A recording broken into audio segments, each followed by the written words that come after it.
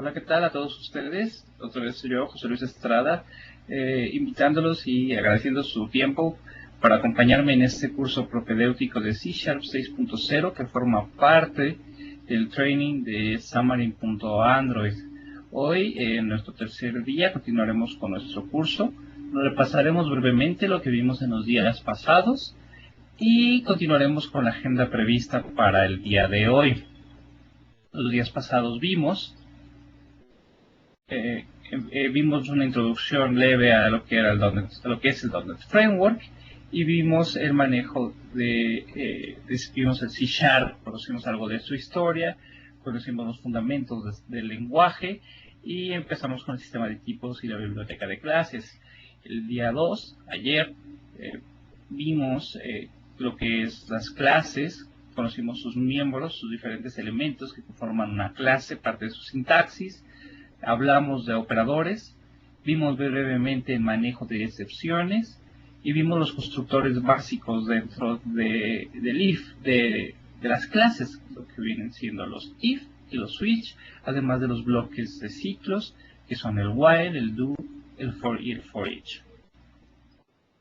Para el día 3, nuestra agenda va a ser ver los arreglos. ¿Qué son los arreglos? ¿Qué son las listas, los diccionarios? ¿Qué son los bloques? Son las enumeraciones básicas del sistema. Además, repasaremos un poquito más a detalle lo que vimos ayer con respecto a la herencia, y por fin tocaremos los temas de interfaces y clases abstractas, que ayer justamente nos preguntaron sobre ellas. Entonces, la agenda del día de hoy, pues bueno, ya la tenemos definida, ahorita hablamos, y vamos a empezar con nuestro primer tema. Nuestro primer tema van a ser los arreglos. ¿Qué son los arreglos?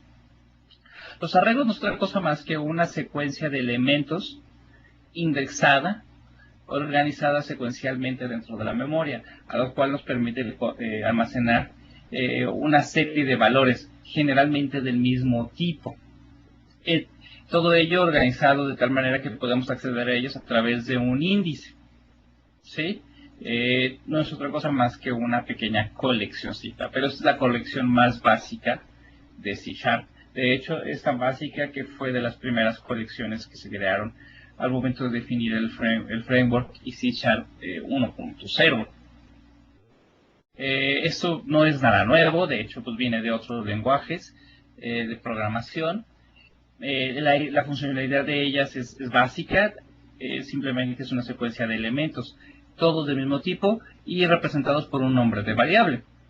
Si se fijan, y haciendo hincapié en lo que vimos ayer con los operadores de dimensión, requiere los corchetes después del tipo para declarar una variable de tipo arreglo o array. Nosotros en la declaración podemos especificar que es un array, e incluso podemos especificar la cantidad de espacios que vamos a ocupar en ese arreglo. Esto es fundamental porque al final de cuentas los arreglos son colecciones finitas, ¿sí? Es decir, que tienen una dimensión y que tienen un número máximo de elementos. Además, los arreglos son inmutables, es decir, que una vez que se define el tamaño no podemos cambiarlo. ¿Sí? Esto es, a su vez es una ventaja, es una limitación, porque si nuestro sistema requiere que agreguemos nuevos elementos más allá de su dimensión máxima, pues tendríamos que crear un nuevo arreglo y copiar los elementos anteriores. Por lo tanto, con el paso del tiempo, los creadores de C# se dieron cuenta que necesitaban otro tipo de colección para solucionar este tipo de problemas. La primera solución fue un array list. Esa colección es una entidad que permitía almacenar n número de elementos de cualquier tipo. Es decir, que en sí la colección era de tipo object. El problema de eso array list era que era sumamente lenta. Al momento de guardar todo en un object, tenemos que hacer un proceso de conversión de object a su clase más específica. Ese proceso se le conoce como unboxing.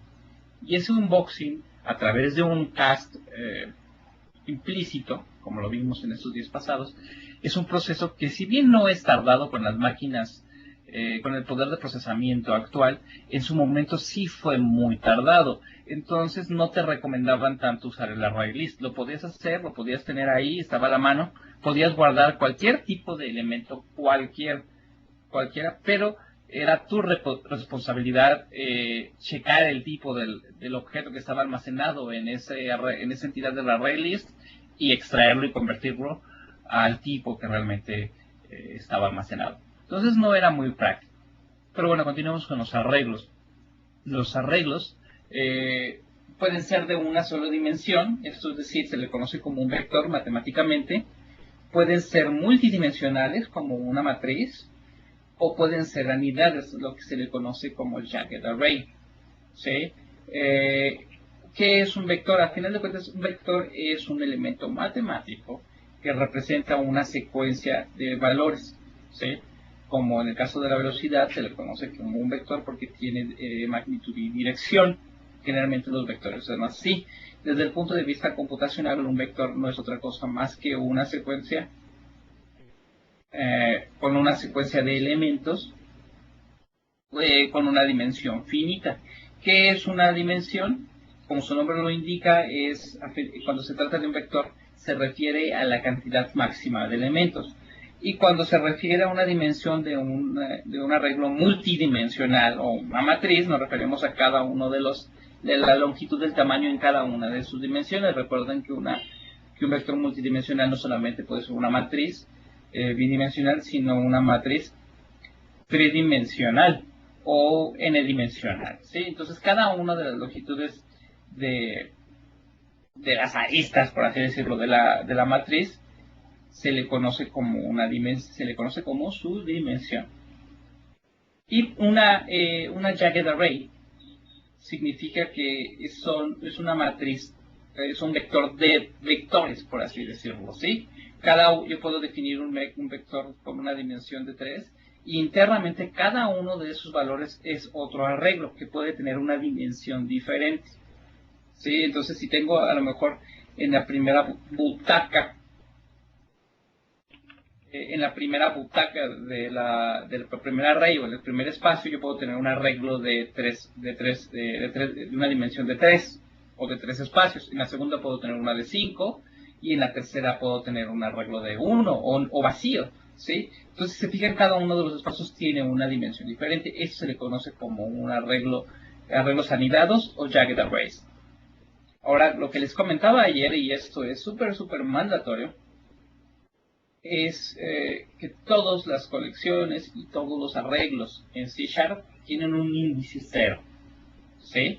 Es decir, a comparación de otros lenguajes, nosotros aquí tenemos el primer valor siempre está en la posición de 0 y otros lenguajes tal vez usan 1. ¿Sí? Esto es una regla, entonces para que lo tengan en mente, si ustedes han trabajado ya con otros arreglos que tienen el manejo de índice diferente. Y esto también es muy importante y creo que ya vamos a empezar a tocar lo que es el tema de los genéricos. De hecho, lo vamos a ver en el tema de las listas, que es el siguiente tema. Todos los arreglos y todas las correcciones se heredan de una interfase llamada enumerable, o de hecho el término correcto es enumerable de tipo genérico T. Ojo, todo lo que tenga esta definición así se le conoce como parámetro de tipo y significa que es un genérico. Para ver el concepto de genérico lo vamos a ver más adelante. Me acaban de hacer una pregunta, les voy a dejar nada más que esto aquí para que lo chequen. Como nota adicional, todos los videos se subirán al finalizar el curso, al igual que los materiales, para que lo tomen en cuenta, ¿sí? A todos, muchas gracias. Regresando a nuestro tema de importancia, estamos hablando que los arreglos y colecciones se heredan de enumerable. Esa interfaz enumerable nos ofrece los mecanismos o los métodos base para que nosotros podamos interactuar con esos arreglos de manera desacoplada y de manera más genérica, ¿sí? me ofrecen me ofrece métodos para poder ordenarlos. Si es que tenemos soporte a LINQ, me permite saber su magnitud de esa colección, me permite saber el tipo que manejan y y tiene todo lo necesario para poder iterar en cada uno de los elementos. Y otro punto que es súper importante es que todos los arreglos son valores por referencia. ¿Qué significa? Que estos se guardan en otra área de memoria. A pesar de que sean arreglos de tipos base, como enteros o cadenas o fechas, todos los arreglos se guardan en la memoria, en el stack. ¿Por qué? Porque a final de cuentas son objetos específicos, son clases, y eso se tiene que manejar todo completamente en memoria. Los arreglos, como al ser ya una clase y que heredan de ella enumerable, contienen métodos y propiedades muy útiles. ¿Sí? Ya vienen con funcionalidad de facto, ya no tengo que depender de una clase externa o de librerías externas para poder manipular mis arreglos, como se hacía en lenguajes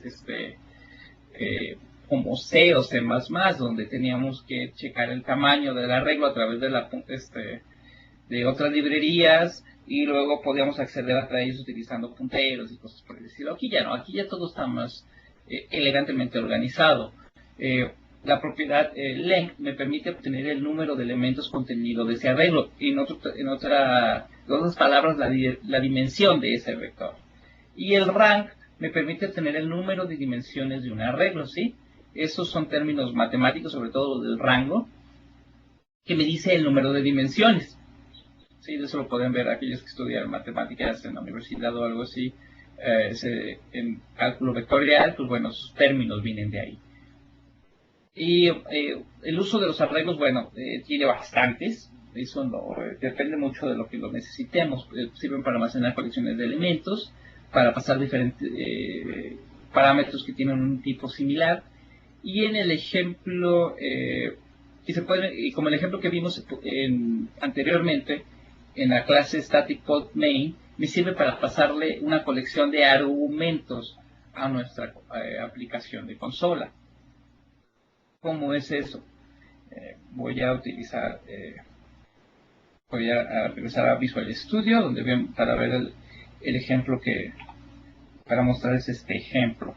Entonces, me confirman ahorita, por favor, si ven la ventana de Visual Studio, por favor. Contenido, share frame. Muy bien.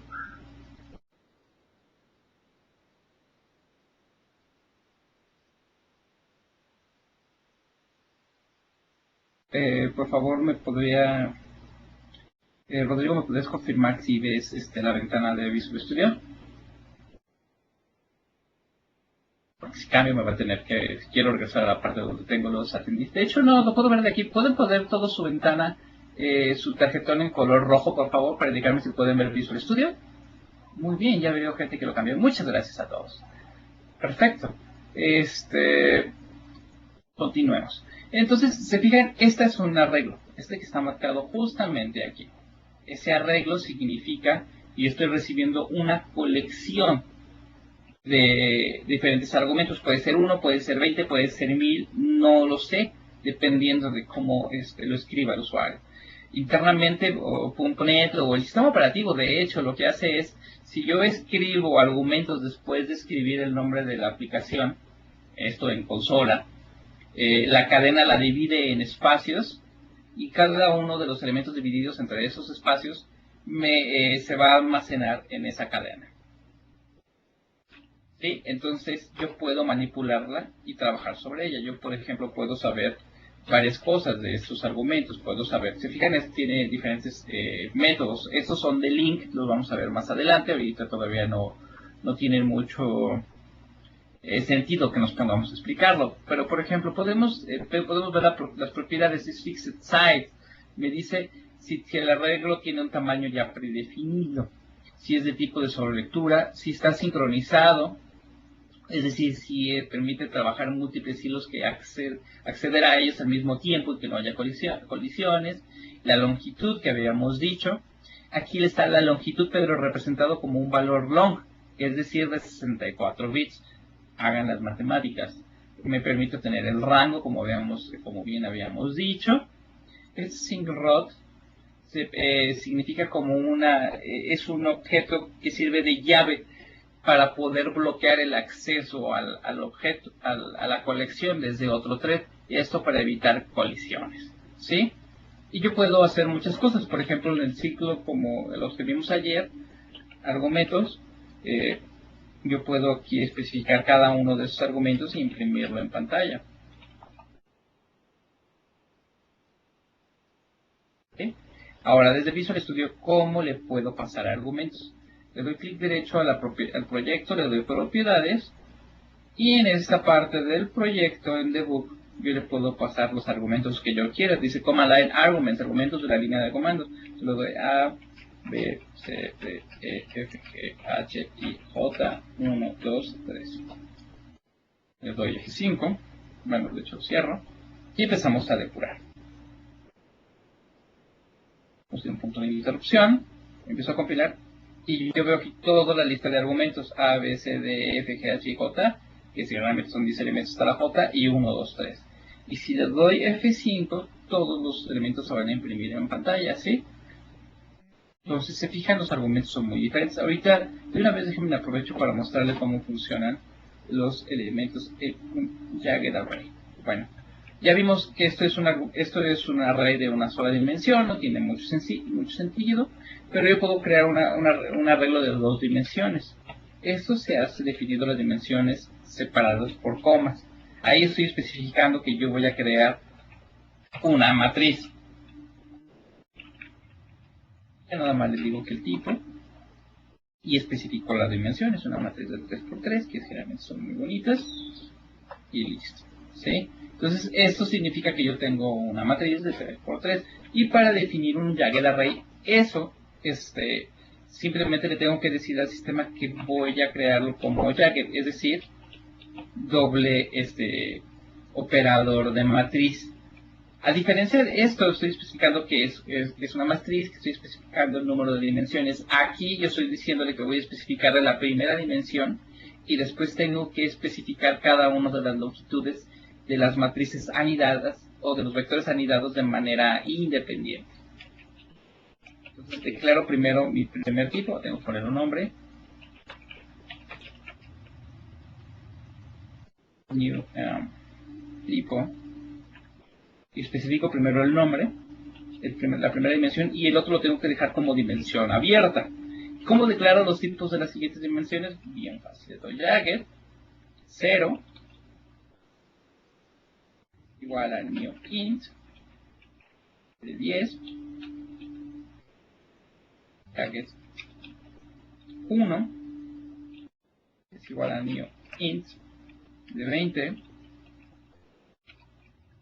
Jagged 2, que es la tercera dimensión. Aparece que todo empieza de 0, entonces tengo 3 elementos, es igual al new int, y este va a estar vacío. De hecho, tengo que ponerlo 0. Y ahí lo tienen, ¿sí? Si se fijan, a diferencia de que si bien la primera dimensión es de 3 y está limitada, la segunda dimensión o los elementos internos de cada uno de estos arreglos es diferente de cada uno, ¿sí? La realidad es que yo todavía no he conocido algún ejemplo práctico de dónde o cómo utilizar ese tipo de elementos. Y a partir de ahí poder comenzar directa y a partir de ahí pues bueno, utilizar un Jagged Array en la vida real. Generalmente ya eso lo podemos hacer de otras maneras, como utilizando una lista de listas, que podría ser algo más sencillo, pero eso nos permite poder irle agregando colecciones o elementos a la dimensión. ¿Sí? Pues bueno, eso se refiere a los arreglos. Vamos a continuar con nuestro curso propedéutico. Muy bien. Ok. Bueno, la palabra clave params. Eso es súper interesante. De hecho, lo voy a regresar para que lo veamos. Me olvidé completamente lo de la palabra clave params. Eso, el params no es otra cosa más que un syntactic sugar, por así decirlo, o una construcción, una palabra clave que nos permite manipularla o crear arreglos que sirven como parámetros de funciones de una manera mucho más sencilla. ¿A qué se refiere? Imaginen que yo tengo esto. Public static void mi método. Igual le pongo un arreglo de parámetros. Y voy a imprimir mis parámetros aquí internamente, nada del otro mundo. Etcétera. Y le vamos a poner que es parámetros. Y los vamos a imprimir en pantalla, pues para que es nuestro ejemplo más sencillo, ¿sí?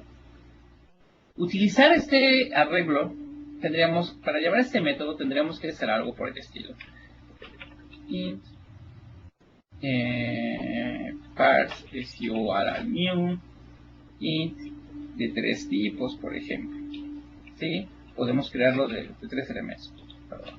Podemos crearlo de manera manual, por ejemplo, como parse 0 es igual a 1, parse 1 es igual a 2. Simplemente estoy almacenando un valor aleatorio en cada una de las casillas de los argumentos, ¿sí? Ok. Y ya para llamar mi método podríamos hacer algo, pero similar a esto. Muy bien. Permítame, mi método es igual a parse, ¿sí? Hacemos F5, compilamos y el sistema nos debe imprimir los 3 valores sin mucho chiste, pero el proceso aquí es que tendríamos que definir cada uno de los tamaños. ¿Qué pasa si en algún momento queremos definir un arreglo de 5 elementos, o de 10, o de 100, o de 20? Todo en tiempo de diseño. Entonces Visual Studio nos ofrece, o de hecho C# nos ofrece la palabra clave params,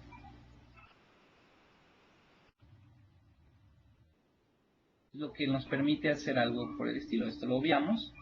Y en vez de pasar los argumentos aquí, lo podemos pasar directamente aquí. ¿Sí? Si fijan, yo no tengo que definir el arreglo, porque lo estoy haciendo directamente sobre la definición del método. Corremos el método y automáticamente me los implementa. Aquí el syntactic sugar se da exactamente en este lugar, porque yo recibo todos los argumentos directamente dentro del array. Entonces Visual Studio y el compilador, de hecho, se encarga de tomar esos elementos y crear el arreglo por mí, ¿sí? Para eso sirve la palabra clave params. Y es muy, muy cómoda cuando estamos creando funcionalidad en la que necesitamos pasar múltiples parámetros. El problema o la limitante de este tipo de funcionalidad es que todos los parámetros tienen que ser del mismo tipo. Pero sin embargo, la funcionalidad está abierta para que podamos entregar código mucho más accesible para los usuarios finales de esa línea de código. Muy bien, vamos a comenzar a seguir con nuestras diapositivas. Y me cambio a las diapositivas. Muy bien. Cambiando en este momento. Me comentaron que se ve lento la aplicación. Si todos aquellos lo ven lento, por favor de poner su tarjetón de feedback en color azul, por favor. Veo un par de personas que lo ven algo lento, pero no son todas. Ok, esperemos que no tengamos problemas con la conexión. Creo que tiene que ser más cosa de conectividad que de tipo que algo relacionado con el live meeting. Por favor, si siguen viendo ese tipo de cosas, no dejen de avisármelo, por favor. ¿Sí? Muy bien. Perfecto. Ok, continuamos con nuestro curso del día de hoy. Eso nos lleva a nuestro siguiente elemento dentro de las enumeraciones más comunes, y son las listas. Las listas son arreglos bueno, como hacíamos el comentario anteriormente, los arreglos tienen varias limitantes y no podemos agregar o eliminar elementos. ¿Por qué? Porque son por la propia naturaleza de los arreglos. Una vez que se define el tamaño, no podemos cambiar, es decir, no se puede redimensionar. Las listas solucionan este problema, ¿sí? Existen dos tipos de listas. Las listas, la lista, de hecho, que es de tipo object, y las listas genéricas, ¿sí? Las listas genéricas son aquellas listas que pueden contener cualquier tipo de elemento, siempre y cuando sea del mismo tipo. Estas se definen utilizando los generics de .NET. Los generics, ahora sí, fue una capacidad que se le agregó al lenguaje y en sí al mismo framework, en el framework 2.0, que nos permitía hacer más robusto las colecciones principalmente, ¿sí? Recuerdan lo que les había yo comentado, que existía un array list, o de hecho todavía existe, está todavía por ahí, pero ya nadie lo utiliza. Existía un array list que no era otra cosa más que una colección de objects, que igual podíamos agregar y eliminar elementos, podíamos reordenarlos basado en la regla que nosotros decidamos en ese momento, pero todos eran objects y eso nos traía un penalty en el performance. Con los genéricos, enfocados específicamente para las listas, nos permitían eliminar ese penalty en performance. ¿Por qué? Porque ese syntactic sugar le permitía al compilador crear una lista de ese tipo específicamente al momento de compilar nuestro código. Entonces todas las bondades de las listas, de la array list, se nos obsequiaron, por así decirlo, pero sin los penalties en el performance al momento de convertirlos, hacer el boxing y el unboxing al momento de crear o obtener los valores. Además, estas colecciones se encargaban automáticamente de redimensionarse a sí mismas conforme lo fuéramos requiriendo. Ojo, no lo hace de manera aleatoria, siempre lo hace en múltiplos de 2. La primera lista que nosotros creamos siempre se va a crear, internamente se crea con 4 elementos nada más. Cuando le agregamos un quinto elemento, automáticamente sube a 8 casillas. Si pasamos a las 8 casillas, automáticamente, después de las 8 casillas, automáticamente internamente se agregan otras 8 casillas y se va duplicando. Si le agregamos un número mucho mayor de elementos, las listas son lo suficientemente inteligentes como para saber cuánto espacio puede apartar en memoria. No tiene limitantes. Bueno, sí, de hecho ya existe una limitante, sí. Generalmente son 2 millones de elementos, pero eso lo podemos modificar si cambiamos una propiedad en el garbage collector al empezar nuestra aplicación y simplemente le vamos a decir al sistema, oye, yo voy a ocupar mucho mayor espacio. Entonces, dile al garbage collector que mis objetos pueden tener mucho más espacio, ¿sí? Entonces, una vez que se modifica esa directiva, nosotros podemos hacer que las listas y todos los elementos que sean de tipo enumerable sean muy, muy, muy largos, ¿sí? Bueno, continuando con lo de las listas genéricas, todas se heredan de iList, que a su vez se heredan de enumerable. Eso significa que no toda la funcionalidad de las listas están incluidas en enumerable. Como su nombre lo indica, los enumerables me sirven para enumerar elementos, más que nada para aprovechar todas las ventajas del for each. Los for each y los enumerable están sumamente ligados, ¿sí? De hecho, el for each está hecho para poder iterar sobre elementos que heredan únicamente de enumerable, no de otros, ¿sí? Y como todos los arreglos y todas las colecciones, todos los diccionarios heredan de una u otra manera de enumerable, entonces no tenemos no tenemos ningún problema y siempre vamos a poder iterar en cada uno de los elementos, ¿sí? La iList agrega métodos extras a los enumerable, como por ejemplo la capacidad de eliminar, de agregar elementos en grupo, o sea, agregar otro set de enumerables del mismo tipo, y nos permite poder iterar entre sus elementos. Como les comentaba, ya de manera nativa tiene métodos para buscar, ordenar o modificar sus contenidos. Ahora, estos no están tan optimizados, ¿sí? Que si bien no son por ejemplo, las búsquedas no son búsquedas de burbuja, pero sí contiene elementos, más bien, tiene métodos de búsqueda ya un poquito más refinados, ¿sí? Se me escapa exactamente cuál es la método que tiene para buscar elementos, pero en general tiene muy buena respuesta. Ojo, tampoco está hecho para almacenar millones de elementos, pero en listas de al menos 1000, 2000, 10.000 elementos no es muy complejo. Ojo, estos son de elementos, estoy hablando de elementos de tipo base, ¿no? Enteros, cadenas, algo por el estilo. Ya cuando son objetos o clases, ya la búsqueda es más compleja porque tenemos que definir las reglas de búsqueda. Igual para la ordenación, de hecho cuando me refería al método de la burbuja era para ordenar, no para buscar. Igual la ordenación ya también está optimizada e incluso podemos internamente definir otro tipo de algoritmos de ordenamiento. Sí, vamos a ver a Visual Studio cómo se define las listas. Vamos a pasar a la siguiente ventana, esperemos que no tengan problema para verlo. Muy bien. Estamos ya en la ventana de las listas, vamos a eliminar esta funcionalidad de aquí. Si se fijan, todo lo referente a las colecciones y las listas genéricas están dentro de aquí. Si vemos qué existe dentro de system.collection, vamos a dar que existen varias listas llamadas predefinidas. La famosísima ArrayList, que dice implementa una colección de tipo iList usando un arreglo que puede ser incrementado de manera dinámica. Hasta ahí perfectamente, lo que nunca te dicen es que son de tipo object. Esta bit array, esta es muy interesante, maneja un arreglo de bits, ¿sí? Generalmente podemos pasarle a un número, un entero, o un long, o una serie de valores numéricos, y cada uno, podemos manipular cada uno de los bits dentro de ese arreglo, ¿sí? Eso es bastante interesante.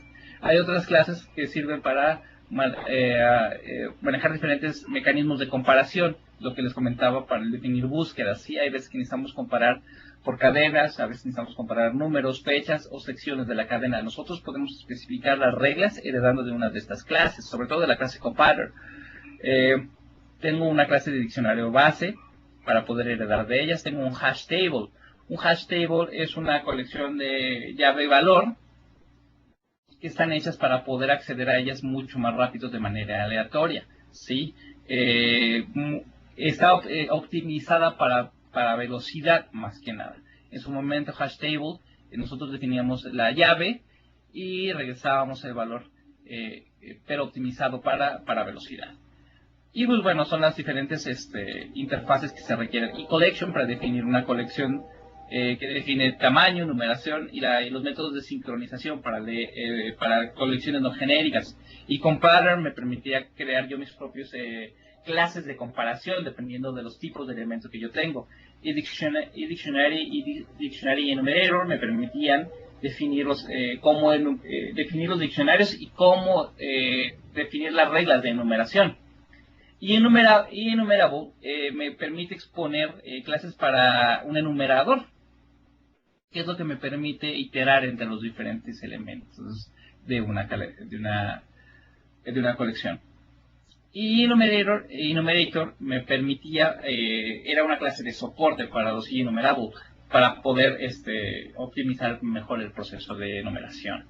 Y lo que les decía, la interfase iList, que me daba me define todos los métodos para poder interactuar con una lista de objetos no genéricos, ¿sí? Pero, como les comentaba, ya tenemos los tipos genéricos, ellos están dentro de la clase generics. Y aquí me permite manejar otro subset mucho más elegante y refinado de colecciones, ¿sí? Vamos a definir la lista, por aquí la debemos tener, que es esta. Representa una lista altamente tipada. ¿Qué significa? Que los elementos están definidos por su tipo, algo muy similar a los arreglos, pero con mucha ventaja. Se define altamente tipada porque recibe tipos genéricos. ¿Se fijan cómo me pide una T y los argumentos IntelliSense de Visual Studio me dice qué tipo de que tengo que definir el tipo de los elementos en la lista? Esto no es otra cosa más que definir el tipo que realmente va a contener la lista, ¿sí? Y eso es lo que lo hace genéricos, porque funciona para cualquier tipo. Yo puedo definir lo que sea del tipo entero, puedo definir del tipo string, puedo definir que sea del tipo booleano, o puedo incluso definir que sea del tipo program, ¿sí? Pues puedo crear una lista de clases de tipo program. Y este tipo de listas, este tipo de listas presentan un subset de herramientas. Déjate, voy a mostrarlo aquí.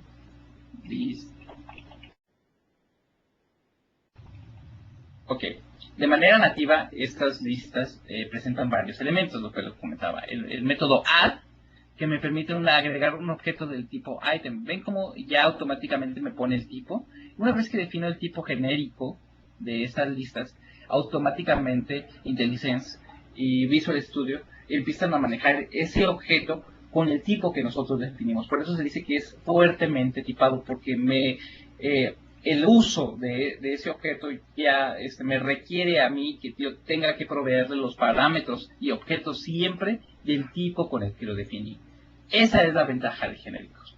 Como no tradicional, los genéricos no solamente sirven para dar listas, aunque es su uso más común. Nosotros podemos definir funcionalidad extra, ya sea a nivel clases, interfaces o mismos métodos y propiedades basados en tipo genéricos. Porque al final de cuentas el objeto T, que se le conoce como argumento de tipo, yo lo puedo implementar en cualquiera uno de estos constructores y hacer funcionalidad mucho más genérica. Ojo, tiene otras reglas, de hecho lo vamos a ver el día de mañana, ¿no? Pero el uso principal, y creo que la razón principal por la cual se crearon y se implementaron en .NET es para optimizar el procesamiento de las listas, ¿sí? Bueno, regresando, tengo varios métodos. Tengo el método add, que me permite agregar elementos del tipo en el cual se definió la lista, en este caso es del tipo program. AddRange, que acepta un enumerable genérico del mismo tipo del cual yo definí la lista, ¿sí? Yo puedo agregarle varios elementos como a granel, por así decirlo. Read-only me permite yo definir, regresar una copia de esta colección como una colección de solo lectura, ¿sí? Eso optimiza la búsqueda, la iteración de los elementos y en sí la búsqueda, porque nos garantiza que no va a haber una modificación de la lista.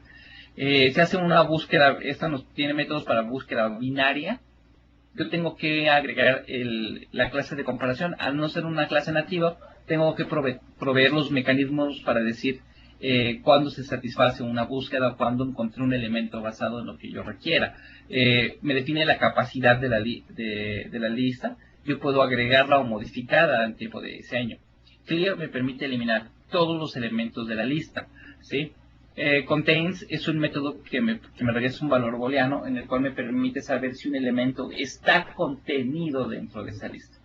Ojo, para elementos de tipo por referencia, como en este caso estas clases, lo que compara es que los dos objetos estén apuntando al mismo objeto, ¿sí?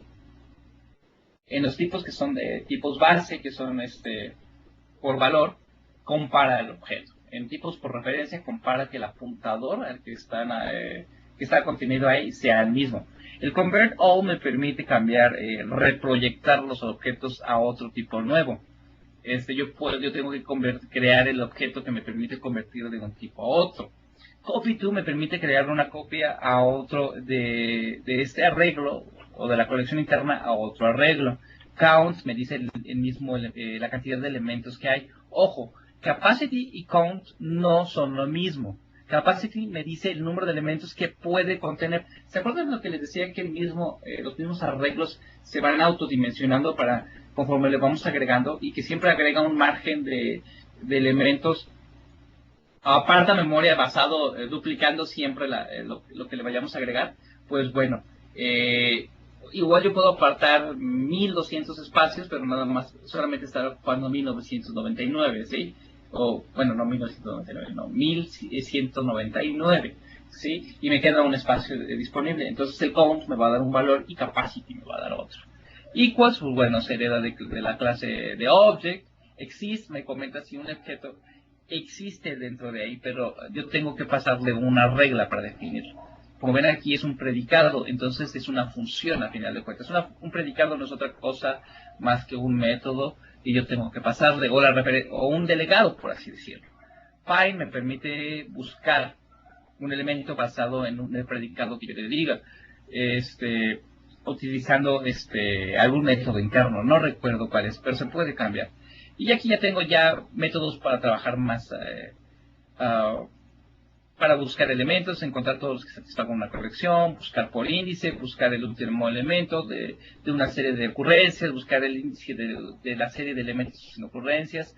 For each me permite ejecutar un método, un delegado, de hecho es el término correcto, a todos los elementos. El getEnumerator me permite regresar un enumerador que me permite iterar entre todos los elementos de esa lista. GetHashCode también se hereda de object. GetRange me permite obtener el rango, un conjunto de elementos, ¿sí? Basados en un índice sobre el cual va a empezar y la cantidad de elementos a tomar a partir de ese índice.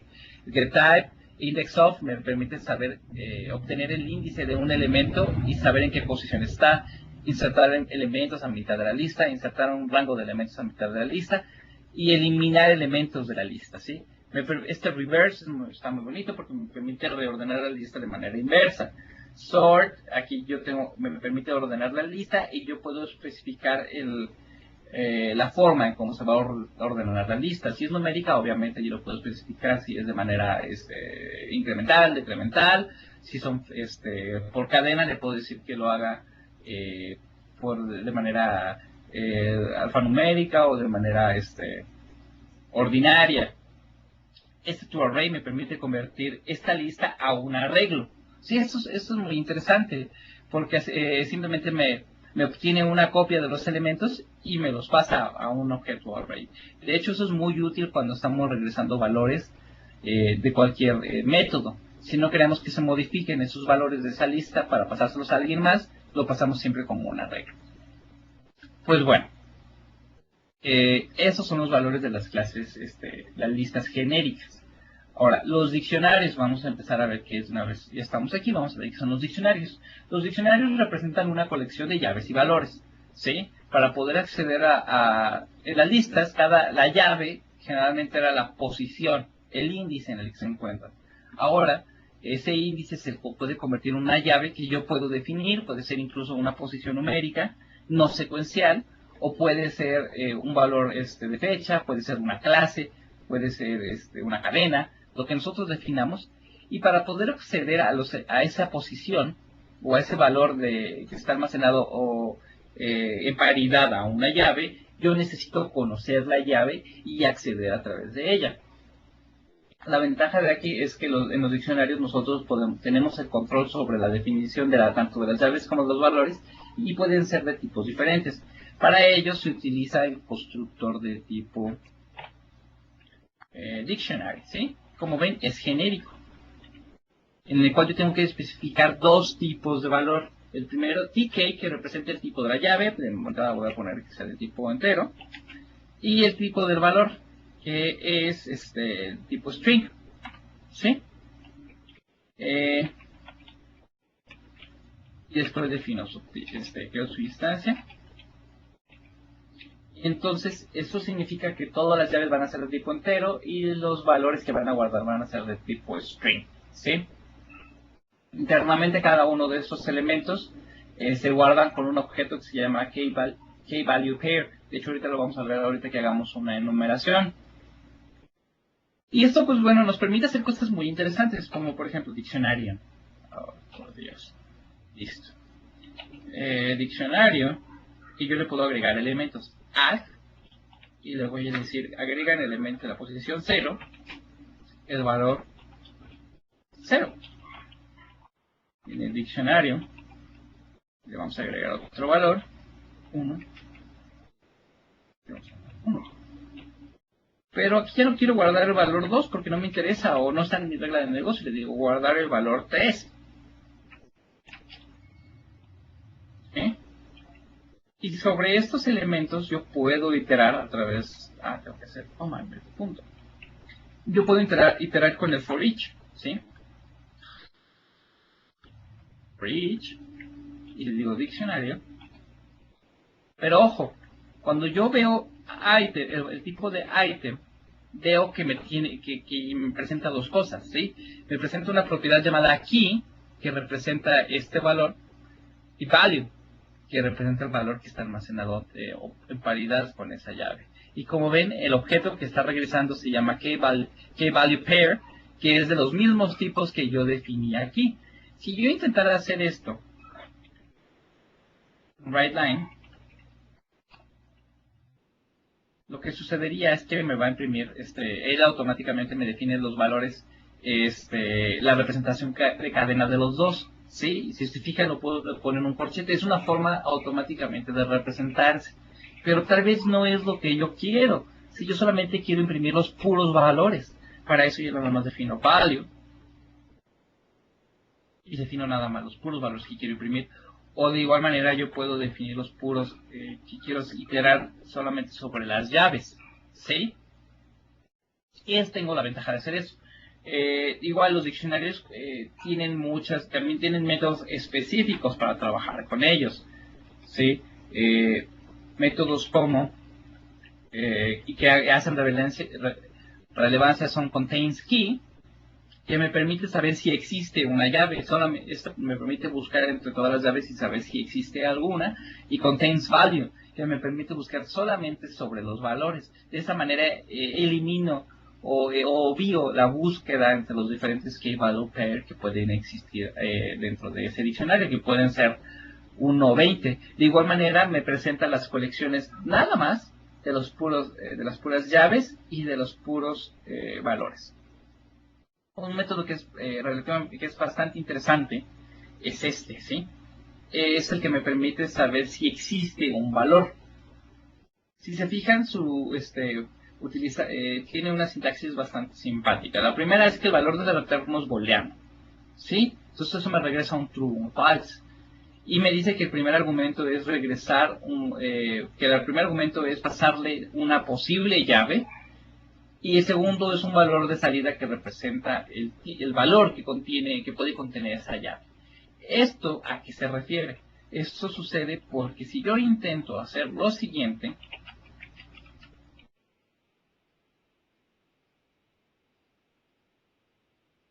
en código, lo que va a pasar es que me va a lanzar una excepción. Se llama KNotFoundException, ¿sí? ¿Por qué? Porque esa llave no existe en el diccionario. Entonces, si yo intento sacar un valor que no existe en mi diccionario, tengo que C# y te recomienda que utilicemos el valor tryGetValue. Y lo que le vamos a pasar es el tipo 2. Y necesitamos una variable de salida, ¿sí? Esto para pasarle una variable de salida necesitamos primero pasarle un contenedor, es decir, donde vamos a guardar el valor. Para eso le decimos string value. Ojo, tiene que estar vacío, ¿sí? Tiene que estar sin inicializar. Y para utilizar el valor de salida tengo que definir el parámetro out. Y decirle, voy a utilizar este valor, ¿sí? Entonces vamos a ver qué sucede, ¿sí? Le ponemos un punto de interrupción aquí y hacemos F5. Se declara esto, si fijan está null, no está inicializado. Y cuando le doy F10 para el valor y le pregunto si existe valor 2, me dice que no existe y sigue estando en null, ¿sí? A ver, pero si le paso un 0 y le doy F10, lo que va a pasar es que el valor sí existe y me lo va a almacenar aquí, ¿sí? Y eso es una forma de poder obtener los valores de una colección sin lanzar una excepción. Lo que les comentaba, ayer vimos excepciones. Les decía que es la forma en como .NET maneja excepciones. Una excepción es una forma encapsulada, orientada a objetos de poder manejar errores en el sistema. Que si bien es muy elegante, lanzar una excepción le cuesta mucho al sistema. ¿Por qué? Porque tiene que hacer varias cosas. Primero tiene que atrapar la excepción. Tiene que saber en qué lugar sucedió del stack. Tiene que guardar los valores del stack. Tiene que tomar como un snapshot de lo que hay en la memoria en ese momento y de toda la pila de llamadas. Y lo que tiene que empezar a hacer es burbujear la excepción.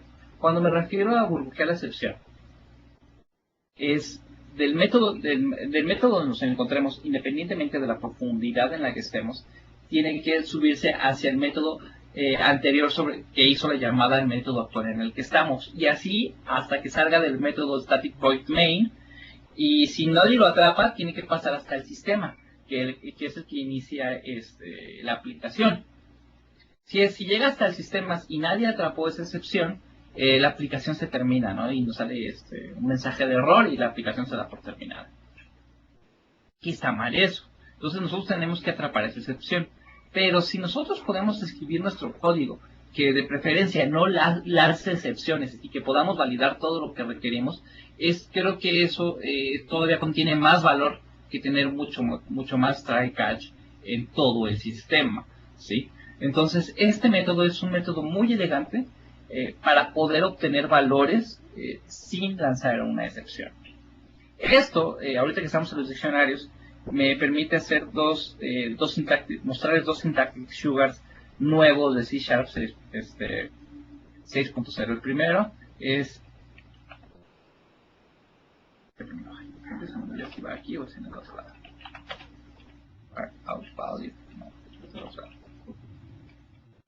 Nada más no funciona para todos lados. Pensé que iba a funcionar aquí. Bueno, esto te lo voy a enviar y ahorita se lo voy a mostrar de otra manera. El primero es la inicialización de los arreglos, ¿sí? C# 6.0 ya me ofrece nueva manera de inicializar los arreglos. Fíjense que aquí, si yo tengo un arreglo, lo puedo inicializar de esta manera, que la verdad es muy incómoda. ¿Por qué? Porque tengo que definir cada uno de los elementos. Eso funciona muy bien para el runtime, cuando agregamos elementos de un lado a otro. Pero de manera práctica, cuando ya sabemos los posibles valores de ese elemento, pues es impráctico, ¿sí? Otra técnica, vamos a simplificar esto bien,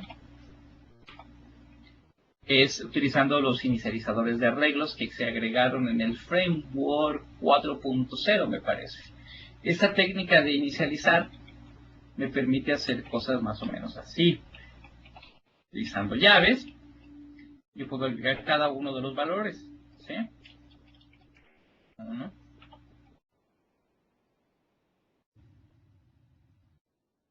2, el otro valor lo vamos a poner 4. Como ven, esta forma de inicializarlos, pues bueno, se hace al momento de crear nuestro diccionario, ¿sí? Forma parte del proceso de declaración del diccionario y no causa ningún error.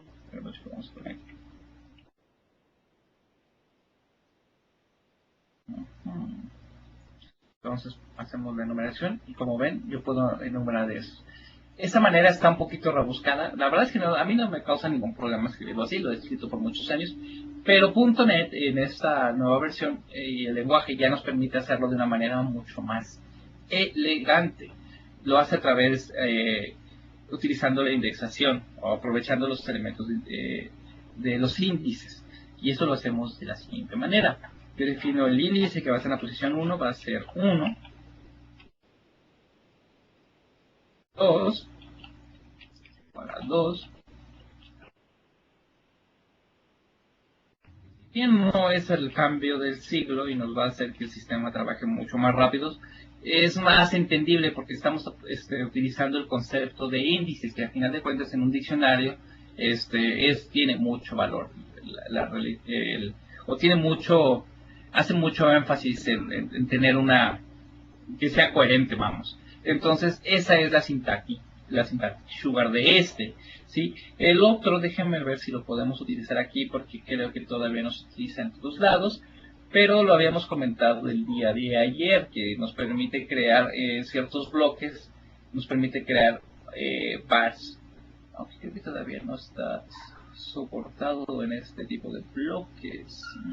Ahorita terminando la práctica del día de hoy, se los defino, ¿sí? Pues bueno, los diccionarios son esos, ¿sí? Entonces, como ven, las diferentes colecciones son herramientas bastante útiles dentro del sistema. Me permiten organizar y manejar los valores, colecciones de valores, y puedo trabajar con ellos. Y las colecciones en conjunto con Link, pues bueno, se vuelven una herramienta súper valiosa, súper poderosa para la manipulación de numeraciones. Link, obviamente, lo vamos a ver hasta el día de mañana, me parece.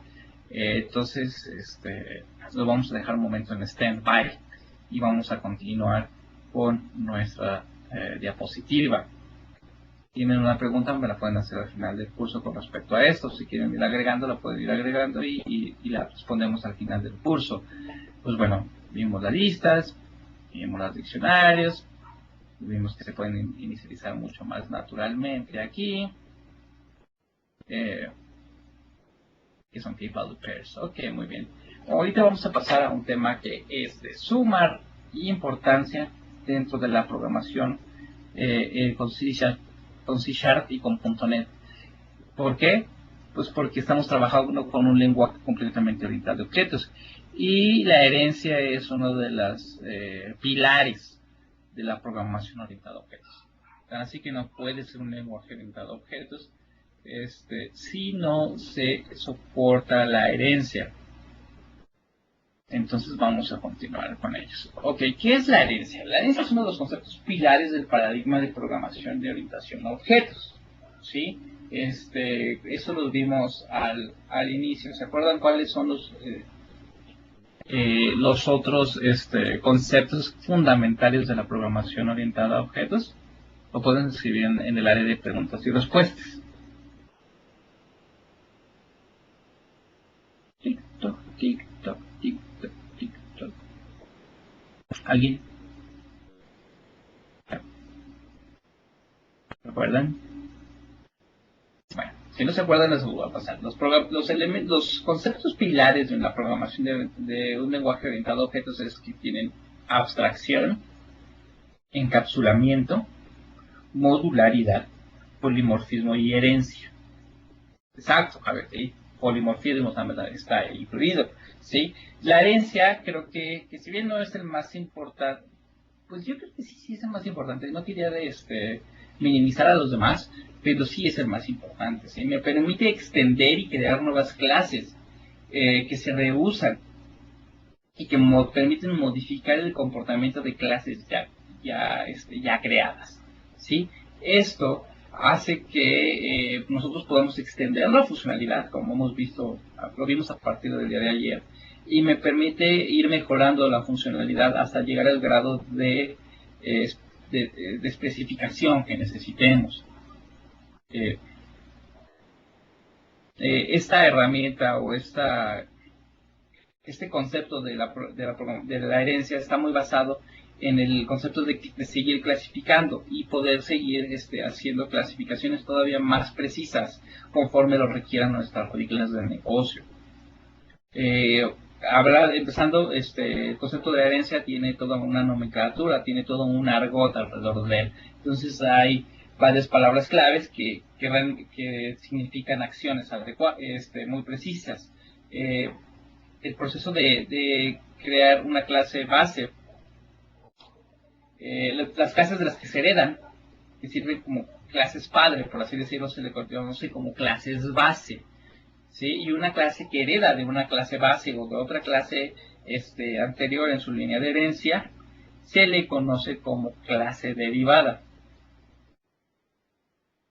¿Sí? Y se agrega un concepto que dice que la herencia es transitiva. La transitividad es un concepto matemático generalmente de álgebra booleana. El concepto de transitividad me especifica que si una clase B hereda de la clase A y la clase C hereda de la clase B, por lo tanto la clase C hereda de la clase A. Eso lo vimos ayer, ¿se acuerdan que vimos el concepto de mi clase y luego después no sé por qué se me ocurrió heredar una clase llamada vehículo y después la clase vehículo aéreo, me parece? Y que en la clase vehículo aéreo podríamos hacer eh, referencia a los métodos o hacer llamar métodos que nosotros definimos en la clase mi clase, ¿sí? Todo eso se debe a la propiedad de transitividad que tiene la herencia en .NET.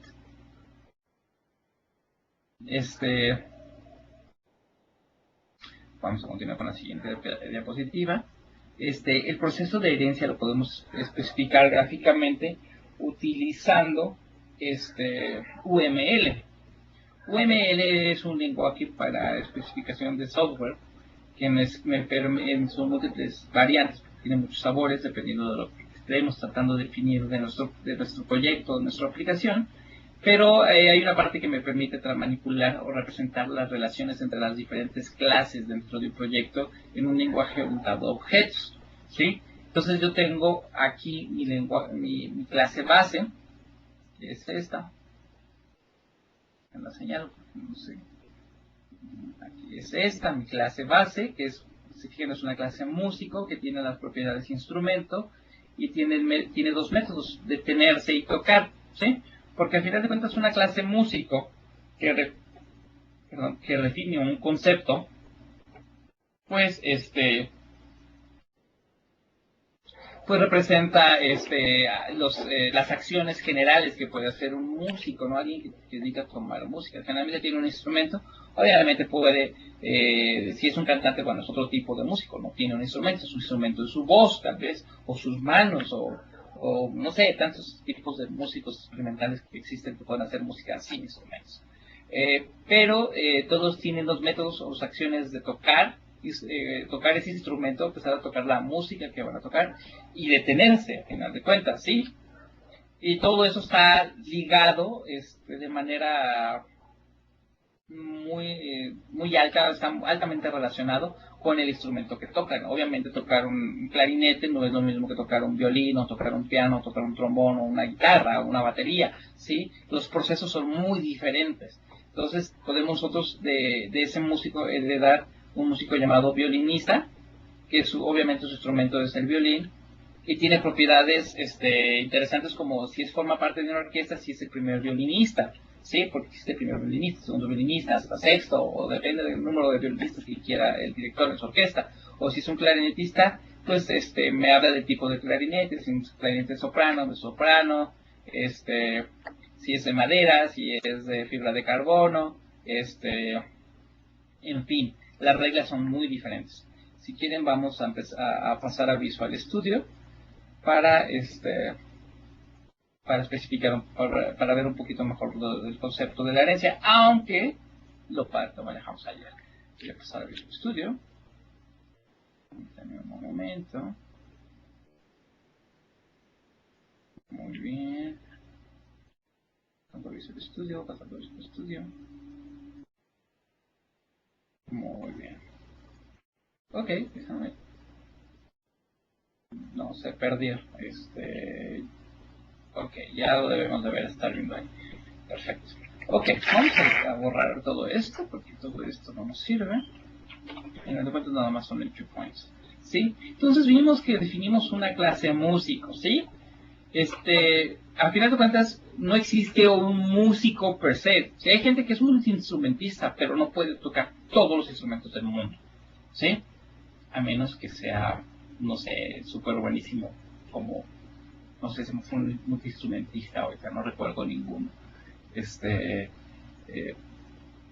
No, ni idea, no se me viene a la mente ningún multiinstrumentista a ese nivel de tan pesado que puede tomar todos los instrumentos. Pero al final de cuentas, un músico es una clase, es una idea abstracta, ¿sí? Ojo, chequen el concepto, es abstracto, ¿sí? Se supone que puede ser de muchas cosas. Entonces, al ser una idea abstracta, vamos a definir la clase como una clase abstracta. ¿Sí? Y se acuerdan que tenía varias propiedades. La primera propiedad era string instrumento y tenía un par de métodos, ¿sí? Tenía el método abstracto, tocar. Como habíamos dicho, los métodos abstractos no tienen cuerpo, simplemente es la pura definición del método, de la firma. Y tiene el método abstracto tener. ¿Sí? Porque hay una forma, tenemos que decirle que alguien detenga la música y que empiece la música, ¿no? Eso nada más es para nuestro ejemplo. Obviamente el concepto es mucho más variado. Y nosotros obviamente tenemos un director de orquesta. ¿Sí? ¿Por qué un director de orquesta? Al final de cuentas el director de orquesta trabaja con músicos.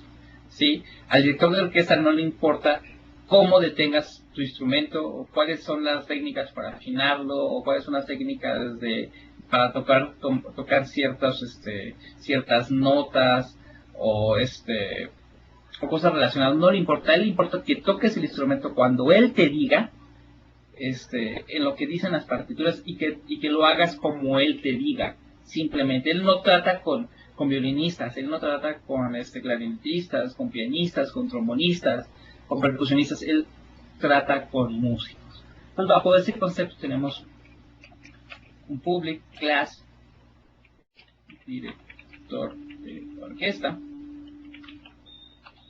que internamente va a tener una colección de músicos, pero es privada, porque él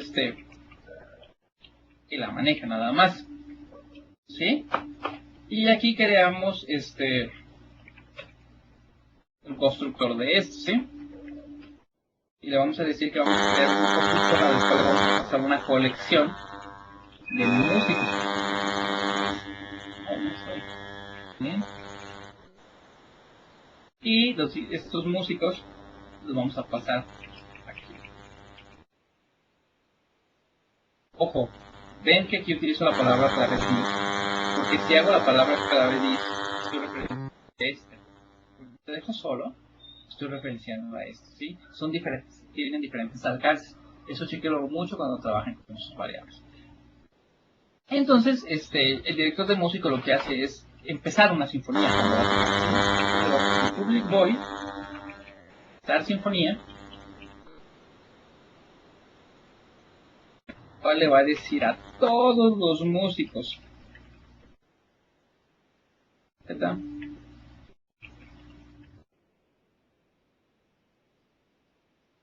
Ítem, tocar, ¿sí? Y acá le vamos a decir a todos los músicos public void de terminar sinfonía, ya estamos terminando, que tenga la sinfonía. Así que le diga a todos los músicos, oigan, todos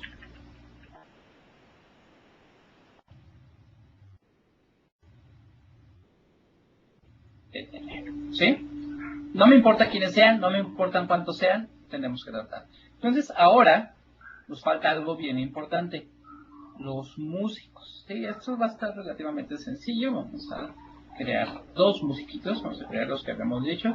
Public class, clarinetista, heredad de músico.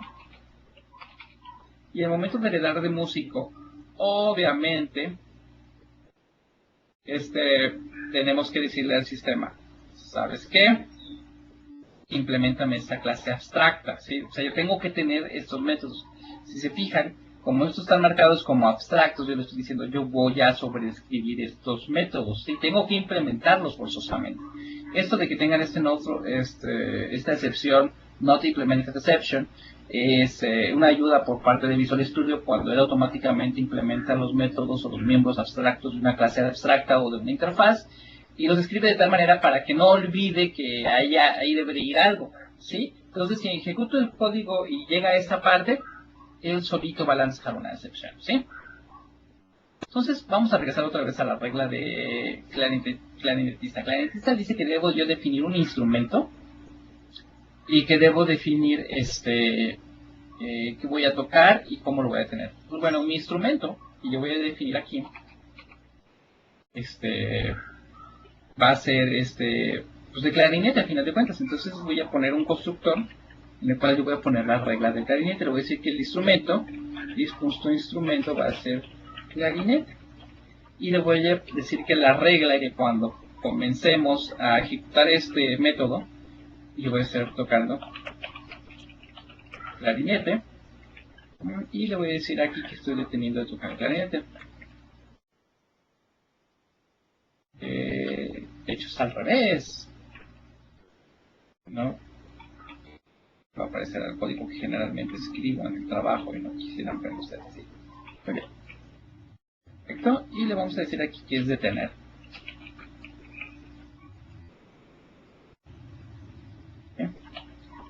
ya tenemos nosotros nuestra definición de clarinetista. Y vamos por la última definición, que es la definición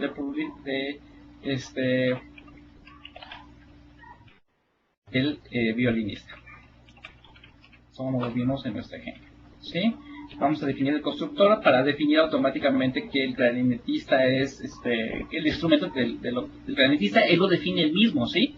Entonces le vamos a decir que dice punto instrumento. Ojo, pero no me salió nada. ¿Por qué? Porque no he heredado de músico. Tengo que heredar de músico, implementar la clase abstracta y va a empezar a funcionar.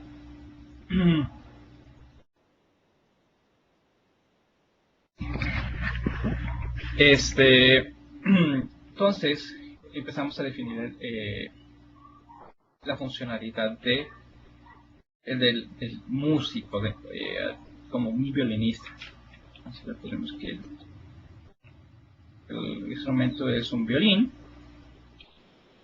y le definimos que las funcionalidades va a ser de tener el violín, de tocar el violín, CW,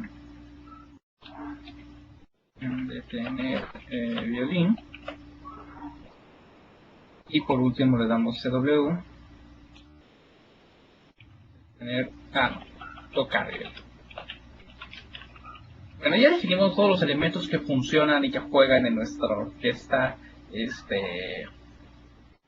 nuestra orquesta ficticia, ¿sí? Entonces, ¿qué les parece si definimos cada uno de nuestros objetos, sí? Primero es que vamos a definir nuestro violinista. Var violinista es igual a new violinista, ¿sí? Y var clarinetista es igual a new clarinetista. Sí, ya están definidos nuestros objetos. Tenemos que crear nuestro objeto director de orquesta. Director es igual a new director. Y nos pide que le pasemos los músicos. Vamos a pasarle los músicos. Violinista y clarinetista. Como todos se heredan de músico, como lo requiere el constructor de esta clase, pues no tengo ningún problema. Incluso le puedo pasar otro clarinetista si quiero. Bueno, eso lo vamos a hacer al final de la clase. Entonces lo que le vamos a decir es al director de orquesta. Muy bien, director de orquesta. Entonces, director, empieza tu sinfonía. Y cuando acabes, aquí hay un código que pasa mucho tiempo, esperemos, no sabemos. Ojo, este es un comentario. Así es como se escriben los comentarios en C#. Eso nunca lo había dicho. Para que lo tomen en cuenta. Esto es un comentario que representa una sola línea y esto es un comentario multilínea. ¿Sí? Hola. Lo había dicho. Se me olvidó. Pero eso es súper fundamental. Claro que necesitamos comentar nuestro código. Es fundamental. De hecho, háganlo. Es una de las mejores prácticas y de los mejores consejos que le puedes dar siempre a alguien. Comenten su código. Los estoy viendo a ustedes, Alexander y Francisco. Bueno, entonces, después de que pasa un tiempo, le decimos director, terminar sinfonía. Muy bien. Ya que terminamos la sinfonía, pues bueno, hacemos que el sistema nos espere para ver qué imprime. Si corremos el código paso a paso para ver qué sucede, bueno, vamos a hacerlo primero rápidamente. Que tenemos un error. Tenemos una llave de más. Muy bien, eso debió cuando dice el copy paste de hace rato. Vamos a ver qué sucede si le damos F5 aquí. Empieza la sinfonía. Vamos a hacer arriba. Se generan los violinistas. La clase del director de orquesta le digo empezar la sinfonía y le dice a todos los músicos que empiecen a tocar el clarinete. Y después cuando termina la sinfonía le dice a todos los músicos que terminen de tocar su instrumento. ¿Sí? Al director no le interesa quién o cómo, de qué tipo de músico sea, ¿sí? No le importa qué instrumento toques, siempre y cuando toques un instrumento y sigas las reglas como músico, lo puedes hacer, ¿sí? Ven la importancia aquí que tiene la herencia. Eso me permite trabajar con conceptos más ambiguos, más abstractos, y poder trabajar mucho más fácil con objetos que tengan esa misma línea de herencia. Ojo, no tiene que ser una clase, no tiene que siempre darse una clase abstracta. Podemos, sin ningún problema, heredar de una clase concreta, pero eso requiere otras reglas. Una clase abstracta está hecha, como habíamos comentado ayer, y como de hecho vamos a ver un poquito más adelante en este mismo curso, tiene reglas de que dice que nada más podemos heredar de ella, no podemos crear clases concretas a partir de ellas. Incluso vamos a ver de una vez la diapositiva de las clases abstractas y ahorita regresamos al código. Paramos nuestro código y le decimos a esta cosa que vamos a regresar a nuestro área de las diapositivas. Muy bien. AFU pregunta rápidamente, ¿una clase abstracta es igual a una interfase? No, son diferentes. Una clase abstracta puede tener código. Una interfase no tiene código. De hecho, lo vamos a ver un poquito más adelante. De hecho, en la siguiente diapositiva. Muy bien. Entonces, pasamos a las siguientes diapositivas. Esto ya lo vimos. Todo hereda de object. De hecho, todo esto ya lo vimos. ¿Sí? Vimos que hereda todo hereda de object, a final de cuentas, porque es un lenguaje orientado a objetos, ¿sí? Y todos tienen estos mismos métodos. Ojo, este método que está aquí de finalize, remember, clone-wise, son internos de object, ¿sí? No se aprecian directamente. Entonces, pero contiene todos estos métodos. Ok, seguimos a la siguiente diapositiva. Y aquí es donde empezamos a hablar de las clases abstractas. ¿Qué son las clases abstractas? Las clases abstractas son aquellas que no se pueden instanciar, solo se pueden heredar de ellas. ¿Sí? Eso lo acabamos de ver ahorita. Son abstractas porque tienen la palabra clave abstract.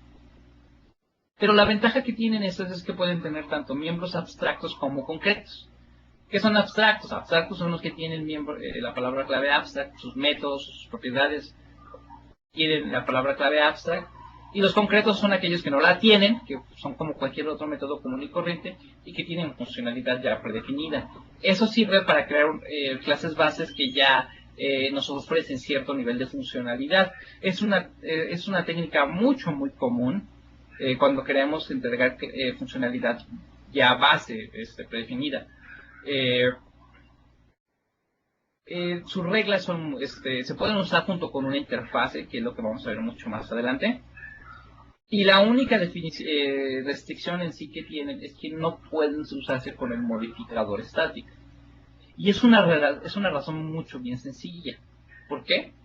Porque al final de cuentas las clases abstractas están hechas para instanciarse y las clases estáticas no se pueden instanciar porque son una función, es una clase singleton en memoria, ¿sí? Entonces son ideas opuestas. Entonces no puedes mezclar abstract con static, ¿sí? Esa es la única regla. Ahora, ¿qué diferencia hay entre una clase abstracta como tal y una clase normal? Sí, una clase normal me permite, yo puedo heredar de cualquier clase que no esté marcada como sealed. Pero, aquí la diferencia es que una clase abstracta está hecha para que yo tenga que heredar de ella e implementar mi propia lógica. Generalmente así es. Pudiera no requerirse, pero si el que define las clases o el que diseñó las clases requiere que nosotros implementemos cierta parte de la lógica, él nos puede obligar a hacerlo. Por las clases normales, clases no abstractas, requiere otras reglas, ¿sí? La definición de una clase abstracta en UML es una clasecita que se define como abstract y que tiene líneas punteadas, ¿sí? Voy a pasar a Visual Studio. Eso ya, pues bueno, ya vimos cómo se define una clase abstracta en Visual Studio, ya no nos genera ninguna sorpresa, ¿sí? Lo que les comentaba hace un momento es que en sí yo también puedo lograr ese mismo nivel de herencia con un músico no abstracto. Pero para empezar el concepto es que no hace clic, ¿sí? A final de cuentas, el concepto músico es abstracto. Pero suponiendo que tuviéramos un músico como en una clase no abstracta, eso requiere que yo quite la palabra abstract de todos lados, ¿sí? Y que tenga que escribirle un cuerpo, aunque el cuerpo esté vacío, ¿sí? Y lo segundo es que yo tengo que definirle al sistema que esas clases, esos métodos van a cambiar con el estilo, pueden heredarse y pueden modificarse, ¿sí? Tengo que darle yo esa oportunidad al sistema. Las puedo ocultar como intenté hacer ayer, pero el problema es que no puedo utilizar las ventajas del polimorfismo cuando oculto una clase utilizando un miembro utilizando la palabra clave new. Si quiero yo modificar hacer uso del polimorfismo, tengo que marcar nuestros métodos o nuestros miembros como virtuales, ¿sí? Porque si no, no me va a dejar. Aquí mismo me dice, yo no puedo sobreescribir un miembro heredado llamado músico.detener porque no está marcado como virtual, como abstracto o como override, ¿sí? El otro método, tocar, sí está marcado como virtual, ¿sí? Ahora, ¿por qué tiene que ser como override? Significa que yo puedo, si yo marco un método como heredo de una clase que tiene un miembro llamado virtual, generalmente vamos a llamar la clase A, y la clase B hereda de A, y él puede sobreescribir el método, yo tengo que marcar el método como override, ¿sí? Como lo estoy haciendo aquí. ¿Sí? Significa, aplica la misma regla para abstract o para virtual.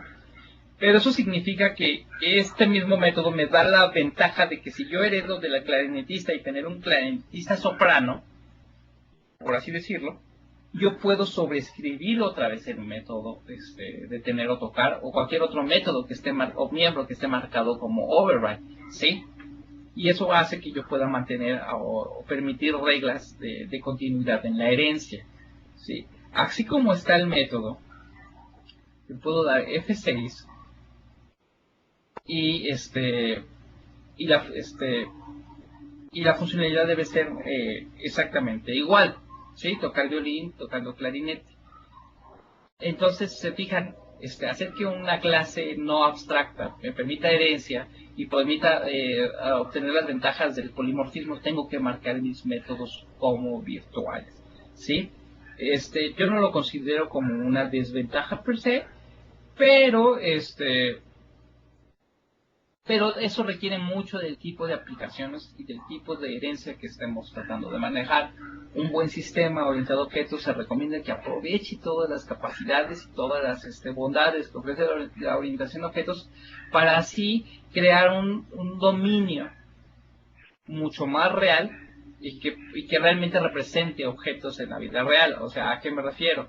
Si vamos a trabajar hacer un sistema para una escuela, obviamente hay que crear un objeto que se llame persona, ¿sí? Y de esa persona tiene nombre, la persona a lo mejor tiene un ID, la persona tiene una dirección, la persona tiene matrícula, bueno, que puede ser lo mismo que el ID, la persona tiene un género, la persona tiene edad, la persona tiene una fotografía asignada a ellos, ¿sí? Y después heredamos de ahí, pero con objetos más concretos como alumno, maestro, personal administrativo, personal de intendencia, director. Y cada uno de esos objetos que heredan de la clase persona tienen propiedades ya más específicas. Un director, por ejemplo, tiene un salario que es muy alto, puede tener acceso a todas las aulas porque tiene colección de las llaves, por ejemplo. Un maestro tiene una colección, tiene varias colecciones, a lo mejor se llama grupos y es un maestro como de alguna grado medio superior o superior, en la cual un mismo maestro atiende a varios grupos de alumnos. Entonces tiene un itinerario en el cual dice voy a estar con tal grupo a tal hora. Una colección alumnos tiene una colección llamada maestros, o tal vez una colección llamada una clase, llamada de clases, donde existe un objeto llamado clase que relaciona a un grupo con un maestro con un tema, ¿sí? Con un grado. Por ejemplo, tenemos el personal, un objeto llamado personal, y de ese objeto personal hereda personal administrativo, personal de intendencia, personal de seguridad, no sé, personal de, no sé qué otra cosa grande, ¿no? O sea, de mantenimiento tal vez. Y a lo mejor podemos guardar dentro de la clase personal, podemos guardar salario, podemos guardar el número de seguro social, podemos guardar prestaciones, las veces que ha tomado vacaciones. Y así podemos seguirnos. Si se fijan, nosotros podemos controlar la mayoría, pues, técnicamente cualquier área o representar cualquier área de la vida común como un objeto dentro de C Sharp, y eso me permite que conceptualmente sea mucho más fácil de manipular, ¿sí? Y que las relaciones entre los diferentes objetos de la vida real puedan ser representados directamente y transparentemente con objetos computacionales heredados a partir de las clases adecuadas y de las instanciaciones adecuadas, ¿sí? Entonces, les recomiendo que le den una checada a profundidad a este tema, porque puede hacer que sus proyectos sean mucho más fáciles de implementar y mucho más fáciles de mantener, porque conceptualmente están relacionados con el dominio con el que están trabajando. Bueno, seguimos con nuestras diapositivas. Uso del día propedéutico del día 3. Ya vimos lo que es una clase abstracta, entonces vamos a ver el siguiente tema, que son las interfaces. Una interfaz se usa para definir capacidades específicas de las clases, ¿sí? Que al final de cuentas, como a mí me gusta definirlo, es como un contrato de funcionalidad. ¿Sí? ¿Por qué un contrato? Porque al final de cuentas no tiene funcionalidad concreta, simplemente define lo que alguien puede llegar a hacer, ¿sí?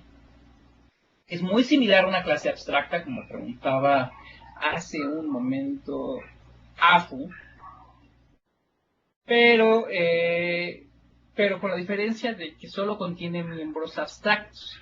Solamente aquí en las interfaces no son abstractos, porque al final de cuentas las interfaces solamente representan funcionalidad, la definición de la funcionalidad. Las clases abstractas puedes o no puedes tener información, código concreto.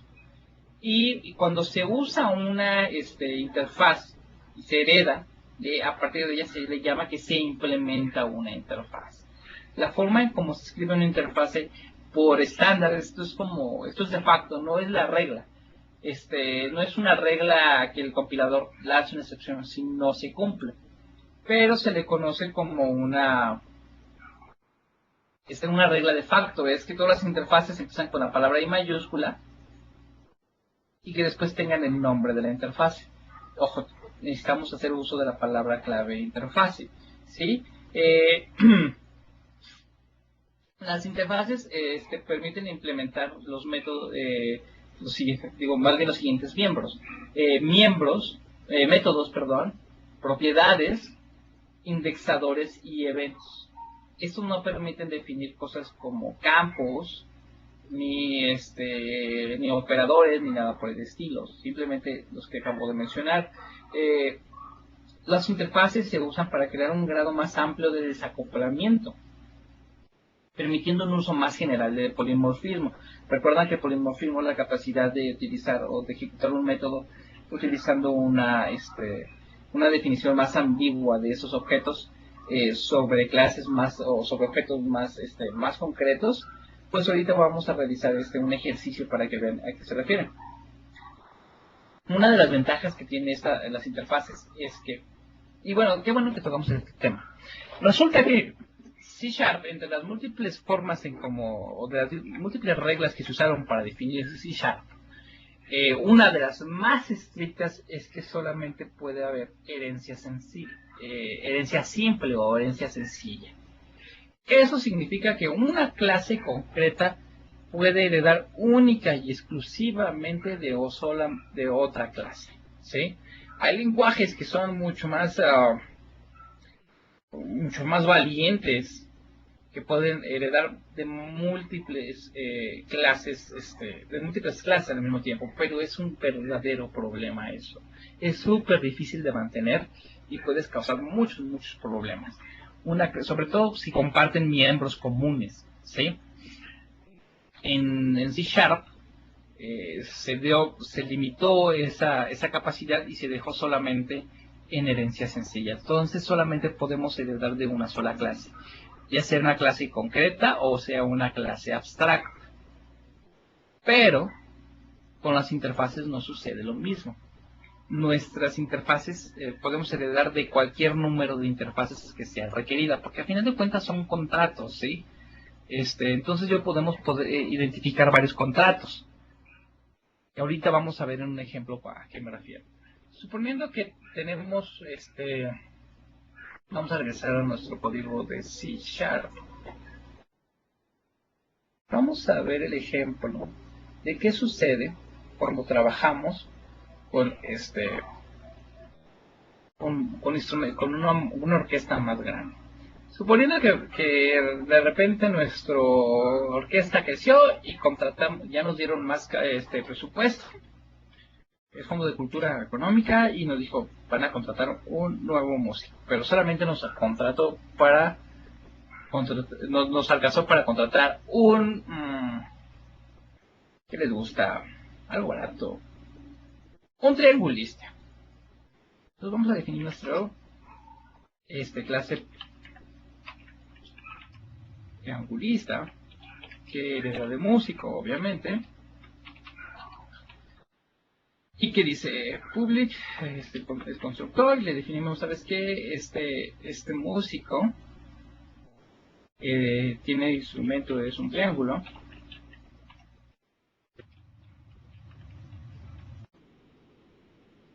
Y como heredamos de músico, pero no es una clase concreta, yo tengo que hacerlo todo manualmente. Le voy a decir override, la clase tocar. Ojo, eso significa, esto es súper importante, qué bueno que hacemos referencia a esto. Cuando trabajamos con la herencia de objetos en C#, yo puedo hacer una referencia a la clase de la cual yo estoy heredando, ¿sí? De la clase padre o la clase de heredo se le conoce como clase base. Y yo puedo hacer referencia a ella desde esta clase a través de esto, ¿sí? Entonces, si lo doy base.tocar, estoy haciendo referencia directamente al método de la clase base. Que es lo que si yo no la escribiera, que eso lo dejara así, si yo de esta clase ejecuto el método triangulista.tocar, voy a ejecutar el método directamente de músico, ¿sí? Tiene que estar más acá arriba, de acá. Pero si yo la sobreescribo con override y elimino esto, yo estoy definiendo mi propia funcionalidad. Entonces le digo que console write line tocar ¿sí? Y de igual manera hacemos exactamente lo mismo con detener. Y le voy a decir console write line detener. Entonces hasta aquí todo funciona muy bien. Agregamos un nuevo músico, le decimos al sistema, ¿sabes qué? Ya tenemos un nuevo músico, es guaranio triangulista. Aquí lo agregamos directamente al final o donde nosotros queramos sin ningún problema y el sistema debe de funcionar.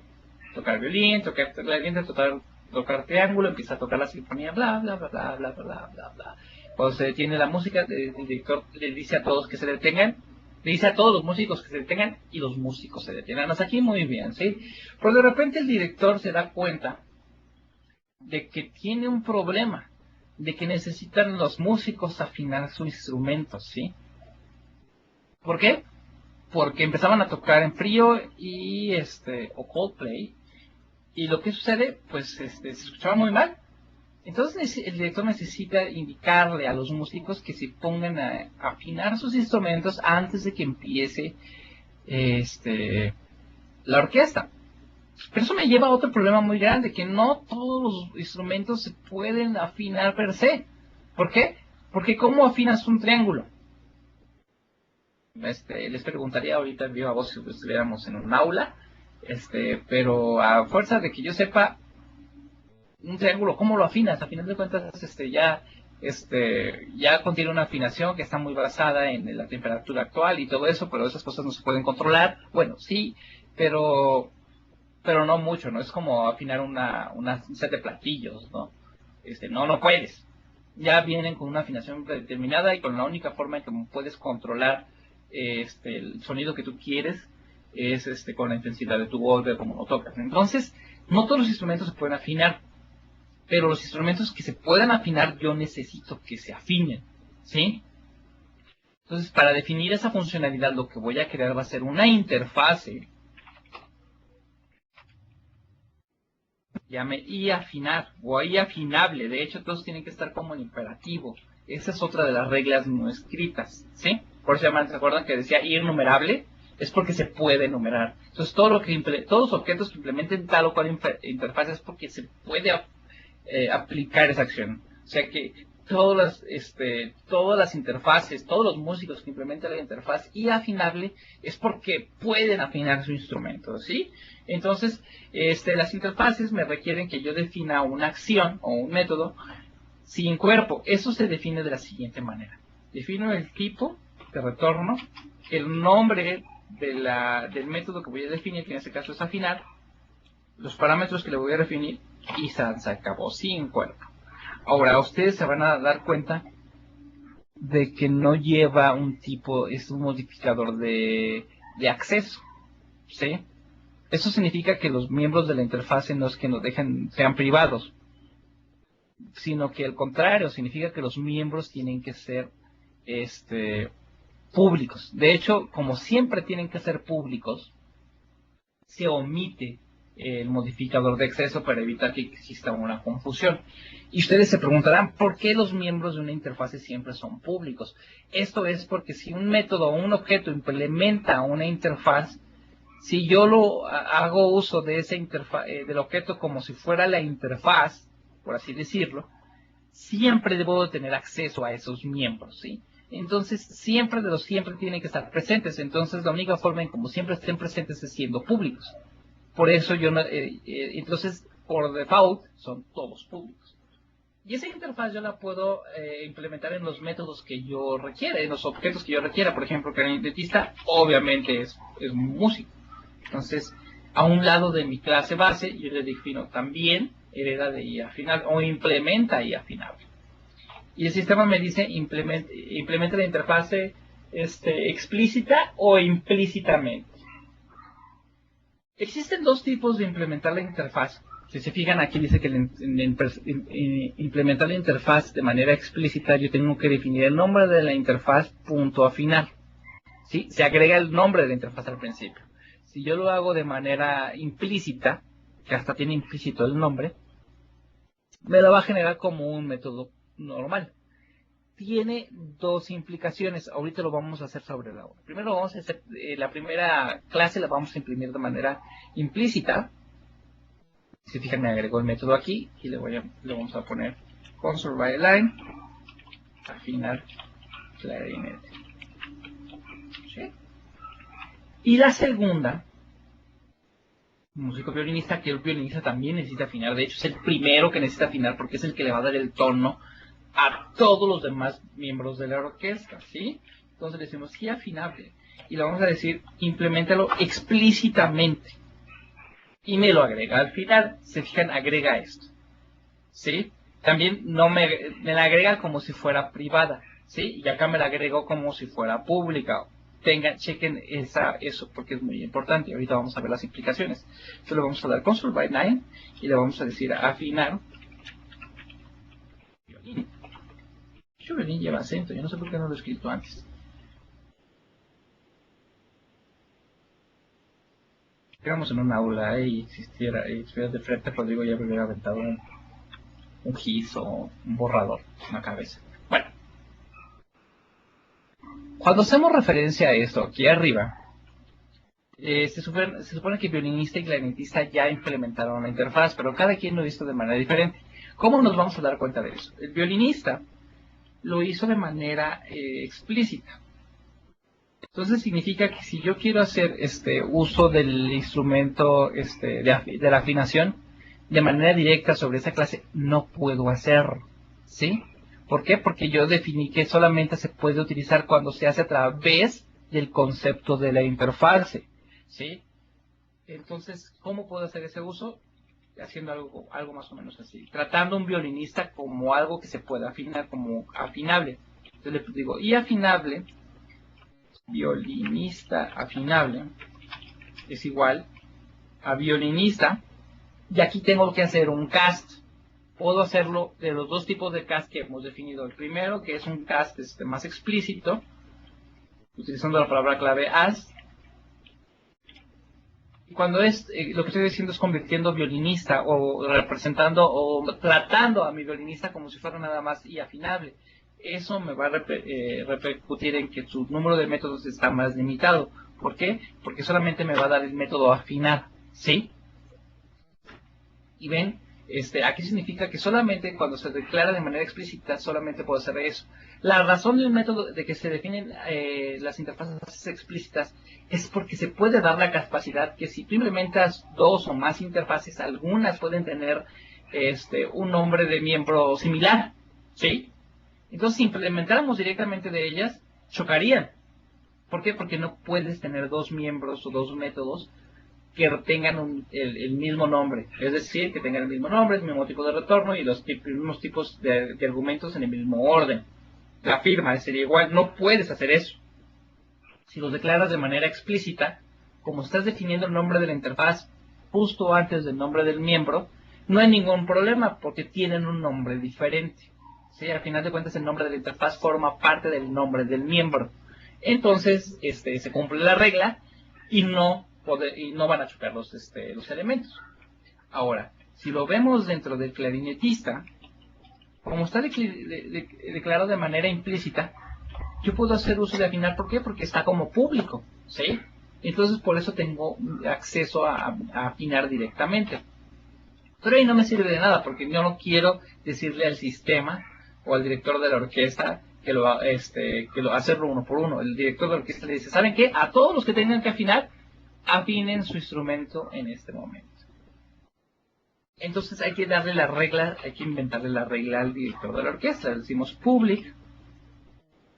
Bueno, vamos a estar abajito del constructor porque es muy feo de hacerlo. Public void afinar instrumento. Porque le estoy diciendo a todos los músicos, ¿sí?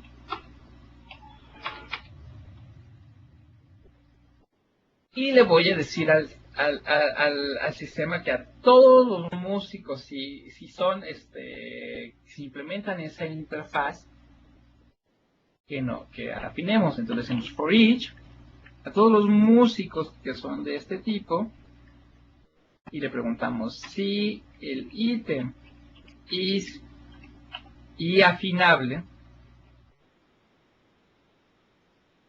Entonces decimos que ítem as afinable punto afinar. Se fijan aquí, como estoy haciendo referencia directamente a la interfase, solamente me interesan los que la implementan, ¿sí? Entonces, y le tengo que decir al director de la orquesta aquí arriba que él, cuando vaya antes de comenzar, que afine los instrumentos, ¿sí? Z, ok. Simplemente agregamos los dos puntitos, que significa que tengo deshabilitado el block num. Muy bien, ya. Le damos F6 para compilar nuestro código. Parece que todo funciona. Entonces van a ver qué va a pasar. Se crea el clarinetista, se crea el violinista, el clarinetista y el triangulista, ¿sí? Ya están creados. El director de la orquesta lo recibe. Le dice, empieza a afinar los instrumentos. Entonces estoy iterando en todos los miembros de la orquesta, que son 3. Y pregunto, el primero, que es un violinista, ¿es I afinable?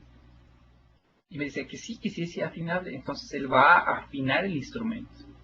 El segundo miembro, le estoy preguntando, que es un clarinetista, le pregunto si es I afinable o implementó esa interfaz. Si es así, acuérdense que esto me regresa un true o un false. Si es así, le digo, como tengo la confianza de que simplemente ese método, entonces lo va a llamar de esa manera. Le digo, sí, afina. Y voy con el tercer músico, le digo, que el tercer músico es triangulista y le pregunto, ¿implementas I afinable? No, no lo implementa porque no se puede afinar un triángulo. Entonces no ejecuta un método que no contiene. Y de ahí sigue implementando la funcionalidad, como habíamos dicho. Entonces ejecutamos solamente dos métodos afinar, pero ejecutamos 3 de tocar instrumento y 3 de detener instrumento. ¿Sí? Entonces, así es como funciona. Esta es la diferencia entre una clase abstracta y una interfaz, y una clase concreta que permite la herencia. Y así es como se trabaja la herencia. Obviamente hay mucho de dónde sacar. Este es un tema muy amplio que obviamente por la complejidad de todo esto no podemos completamente definir, tocarlo en un solo día. Pero creo que esto les va a dar las suficientes bases como para que trabajen con esto. Ok, vamos a pasar a nuestra diapositiva. De hecho, ya vamos a terminar el día. Hoy vamos a terminar puntuales. Ok, ¿cuál es la referencia? ¿Cómo se funciona esto? ¿Cómo se describe en UML la relación con un método? Tenemos una interfaz que se llama I afinable, que significa nada más tiene un método llamado afinar instrumento. Y de este otro lado tenemos, le decimos a la clase abstract que él implementa con el símbolo de redondito de aquí arriba que está aquí, significa que esta clase implementa esa interfase. Entonces significa que esta clase y esta, al heredarle esta, implementan automáticamente la interfaz. ¿Sí?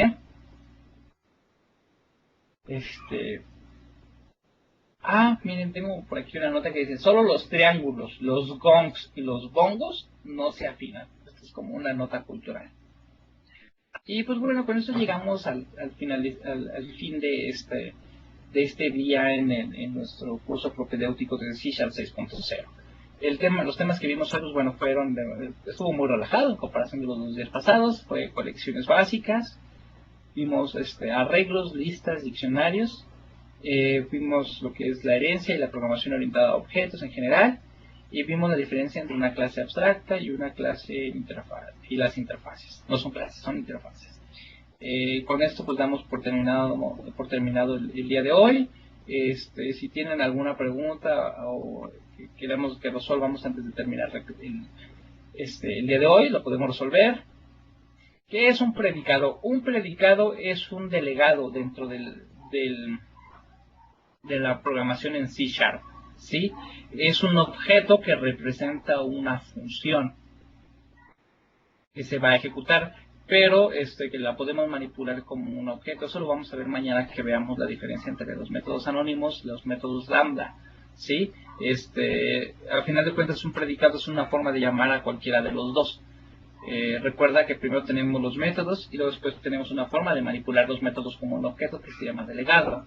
A partir de ahí tenemos diferentes tipos de métodos y que todos se pueden manipular como un objeto. Tenemos los métodos anónimos, que vamos a ver mañana qué es. Tenemos las funciones lambda y tenemos los delegados. Y cuando esos métodos anónimos o esos delegados no regresan ningún valor, se les conoce como delegados. Y cuando tienen un parámetro cuando tienen un parámetro, cuando tienen o no tienen parámetros y no regresan ningún valor, se llaman acciones. Y cuando regresan algún valor, se llaman predicados.